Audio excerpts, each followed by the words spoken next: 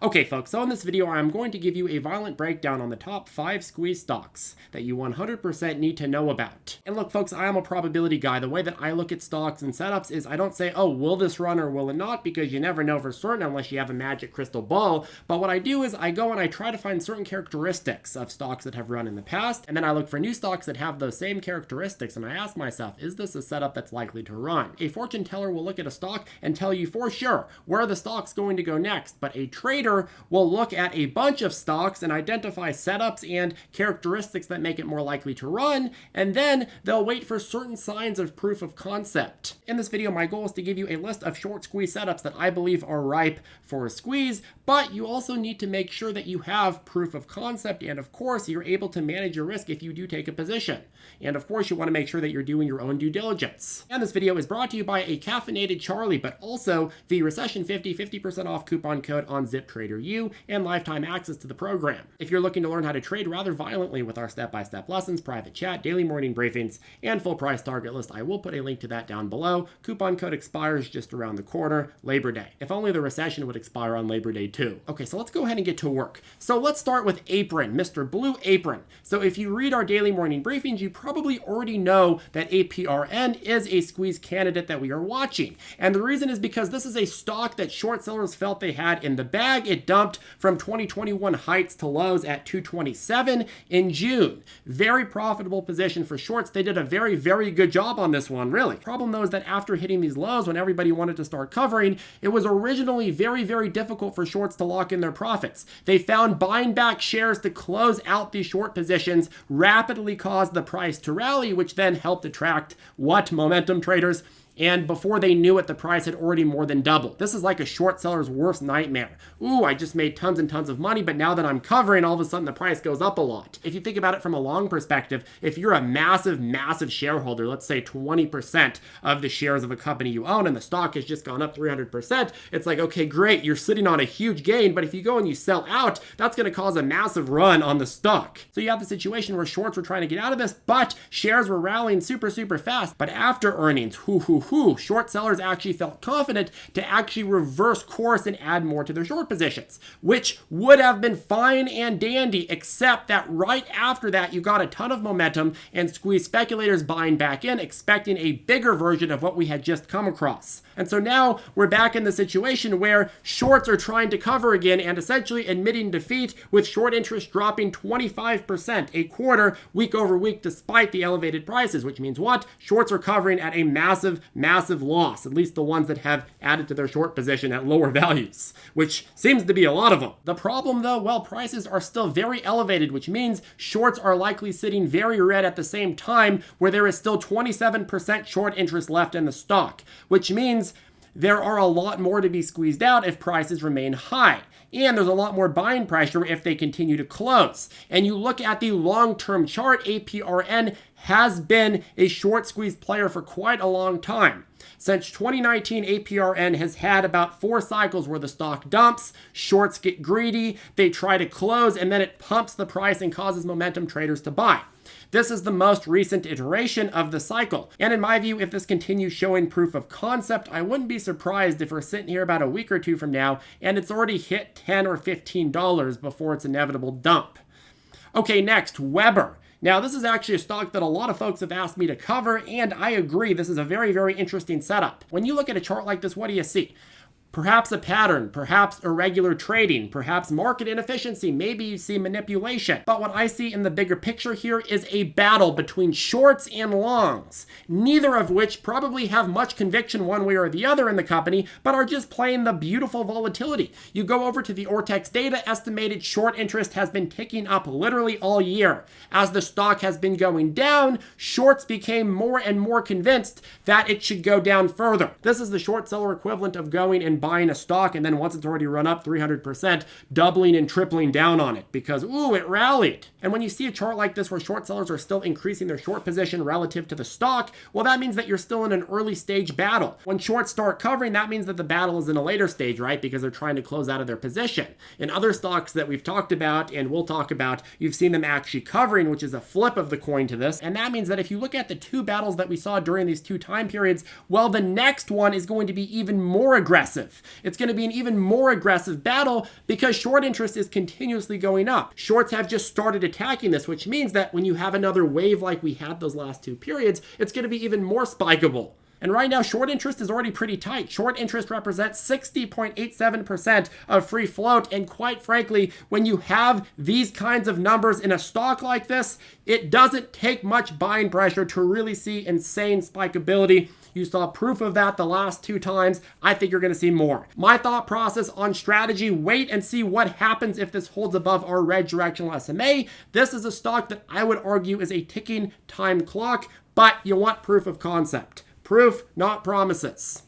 Okay, next, triple BY. So Bed Bath and boom, turned into Bed Bath and very bad pretty fast after meme king Ryan Cohen disclosed to sell. We made a bunch of videos on this, but this was a stock we had originally briefed on as a squeeze candidate on the 8th at about $10-ish a share. It proceeded to run up to 30, brought on by a lack of liquidity caused by excessive shorting, a gamma squeeze from the options chain, and widespread publicity bringing in momentum and squeeze speculators.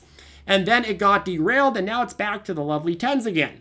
But the squeeze setup is actually pretty damn intriguing once again, but for a different reason. Before the dump in share price, you had a battle of shorts increasing their positions for many, many months. But now look what is happening. You are in the process of them trying to get out and cover, which means they are buying back shares and closing out positions, right? When shorts are trying to withdraw from a position, that is when they are most vulnerable because they are buying back shares, which means that all of a sudden they are creating a lot of buying pressure, which screws the rest of their short position. So they want to get out slowly and quietly so momentum traders, other short sellers don't pick up on that and beat them to it and squeeze them out. And it's easy to do that after something like a Ryan Cohen sell where there's just all of this new liquidity. But at this point, you have a lot more convincing of a floor and you still have short interest that's at like 34%. So in my view, if anybody is paying attention to this, I think that short sellers that are trying to get out of this are still going to have another run for their money. Biggest threat to my thesis? Well, probably dilution. Okay, next, GCT, which is quite juicy tea. So this one may surprise you and you may be wondering why it even made it to our lovely list today.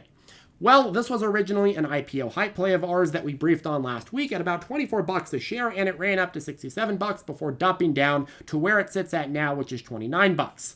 The reason that I see this as a short squeeze candidate now is because of what we'll call the HKD effect.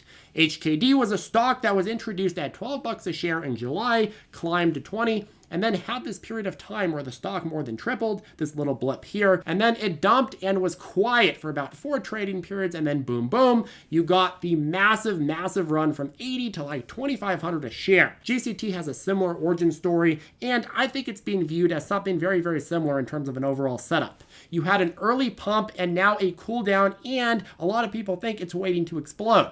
Meanwhile, what we can see so far in the early trading on short interest is that it's climbing, which means that net and in effect, this could very well be setting up for a bloody battle in the upcoming weeks, and it's one of my top short squeeze candidates and certainly overall setup candidates. Okay, lastly, Party City. So of the stocks on this list, this one just screams meme stock the most.